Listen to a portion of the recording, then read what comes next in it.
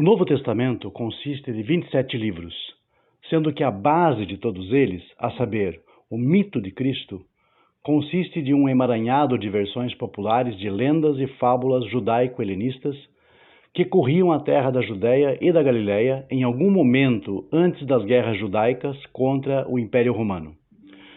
As lendas do judaísmo caboclo da Galiléia, que circulavam entre o povo simples e altamente mesclado da região, acabaram ganhando forma de uma seita, que, segundo se percebe, revitaliza e reorganiza outra que já existia cerca de 100 anos antes.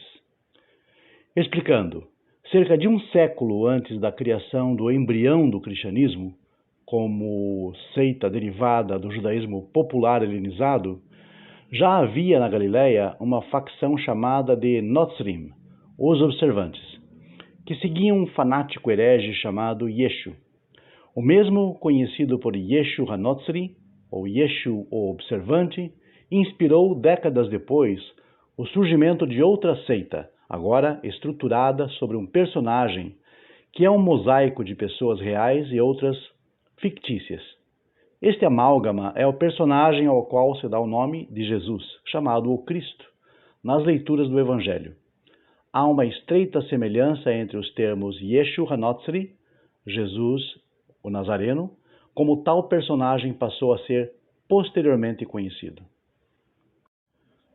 Agora, como estarmos certos de que as narrativas evangélicas sobre Jesus, chamado o Cristo, são produtos de criações, adições e edições textuais?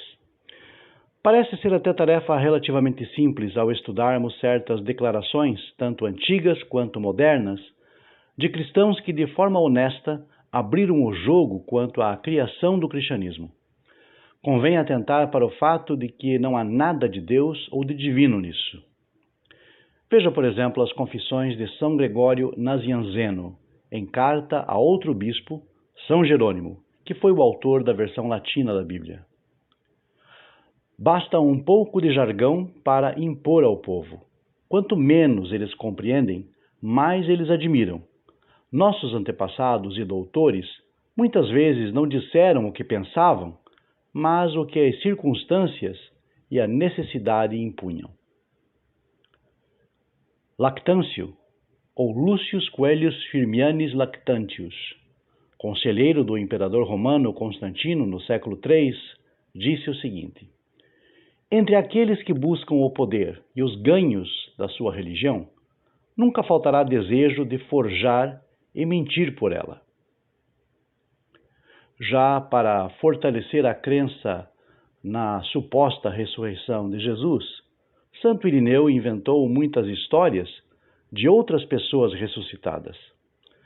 Como Jeremiah Jones, um reverendo do século XVIII, comenta, essas fraudes piedosas eram muito comuns entre os cristãos, mesmo nos primeiros 3 séculos, e uma falsificação dessa natureza, com a visão acima mencionada, parece natural e provável. Já São Fausto, bispo francês do século V, nos diz: muitas coisas foram inseridas por nossos ancestrais nos discursos de Nosso Senhor, que, embora feitas em seu nome, não concordam com a sua fé.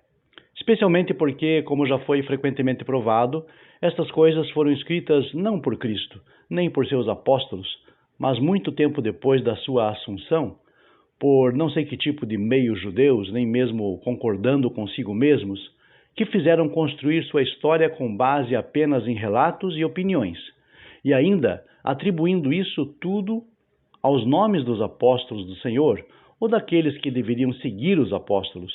Eles maliciosamente fingiram que haviam escrito suas mentiras e conceitos de acordo com os mesmos apóstolos.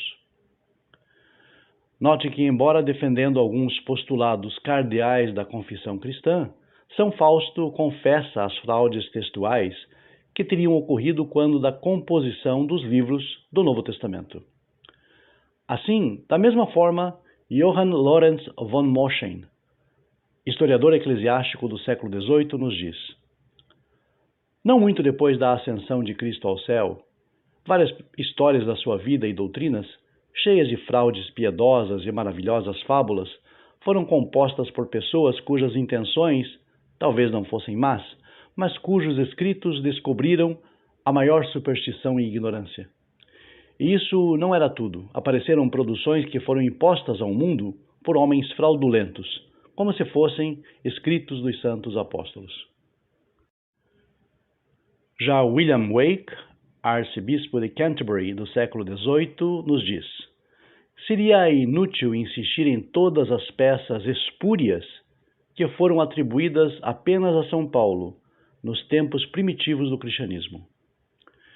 Johann Salomo Semler, teólogo do século XVIII, nos diz: os doutores cristãos nunca trouxeram seus livros sagrados às pessoas comuns. Embora as pessoas em geral tenham pensado de outra forma, durante as primeiras eras, elas estavam apenas nas mãos do clero.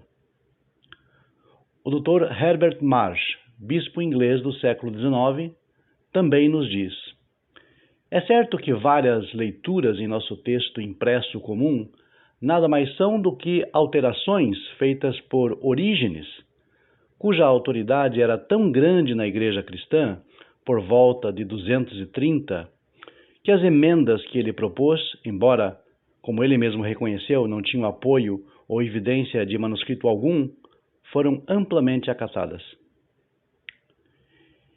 E o Dr. Conyers Middleton, teólogo do século XVIII, nos diz: nunca houve qualquer período de tempo em toda a história eclesiástica em que tantas heresias grosseiras fossem professadas publicamente, nem em que tantos livros espúrios foram forjados e publicados pelos cristãos sob os nomes de Cristo e dos apóstolos e dos escritores apostólicos, como naquelas idades primitivas.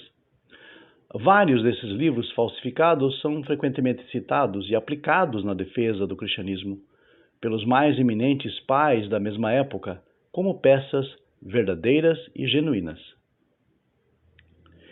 E o Dr. Isaac Ruquias, reverendo do século XIX, nos diz: nenhum desses 5 livros, os 4 evangelhos e o livro de Atos, foi realmente escrito pela pessoa cujo nome leva, e eles são todos de data mais recente do que o título nos levaria a supor. Robert Taylor, do século XVIII, em sua Diegeses, página 66, diz o seguinte: é certo que o Novo Testamento não foi escrito pelo próprio Cristo nem pelos apóstolos, mas muito tempo depois deles, por alguns desconhecidos, que, para que não fossem desafiados ao escreverem sobre assuntos que pouco conheciam, afixaram em suas obras os nomes dos apóstolos, ou daqueles que deveriam ter sido seus companheiros, afirmando que o que eles próprios escreveram foi escrito de acordo com essas pessoas, a quem eles atribuíram. E algumas autoridades cristãs primitivas mentiam tão descaradamente para impressionar a massa ignorante que chegaram mesmo a escrever certos detalhes das suas viagens missionárias, copiando descaradamente as lendas e mitos literários do mundo greco-romano. Santo Agostinho, por exemplo, bispo do século V, diz o seguinte: eu já era bispo de Hipona quando fui para a Etiópia com alguns servos de Cristo para lá pregar o Evangelho.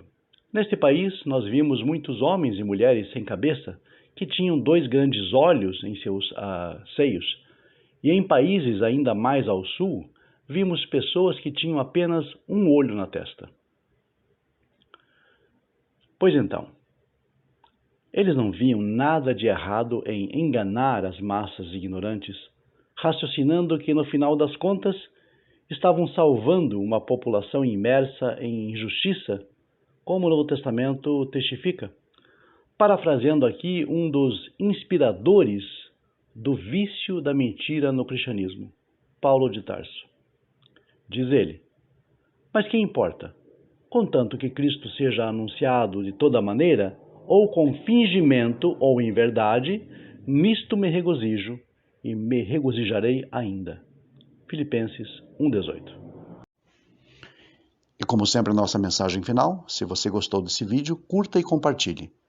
Se ainda não é inscrito, inscreva-se já e ative as notificações. No canal Monoteísmo Racionalista, teremos sempre estudos da Torá, da Parashá, vídeos sobre temas polêmicos e também muito conhecimento da língua hebraica. Fique conosco e até o próximo vídeo.